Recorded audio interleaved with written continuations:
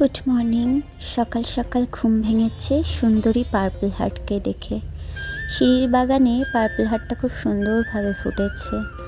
আর আজ ভাবলাম বেশি কিছু হেভি ফুড খাবো না।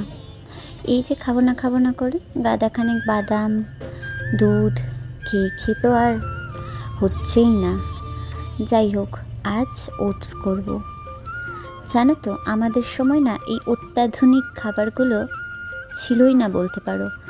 আমরা সকালবেলায় জলমুড়ি খেয়েই বেশিরভাগ সময় কাটিয়েছি।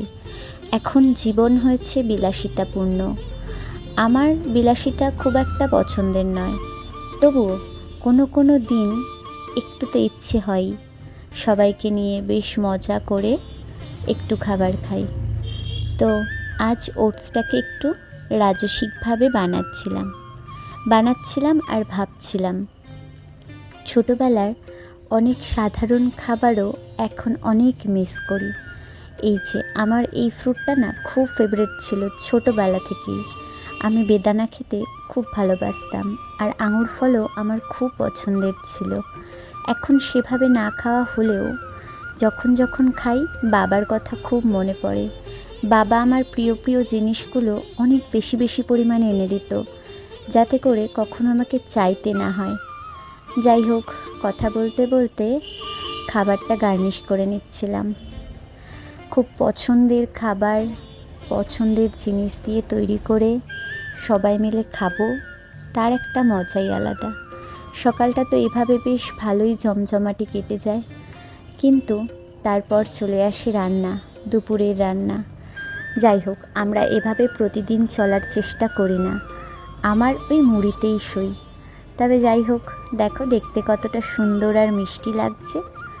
খাবারটা খেয়ে নিয়ে দুপুরের রান্নায় চলে গেলাম। আর রান্নাবান্না সেরে রাত্রের ক্লান্তি দূর করতে আমার ঘরই আমার জন্য একদম পারফেক্ট।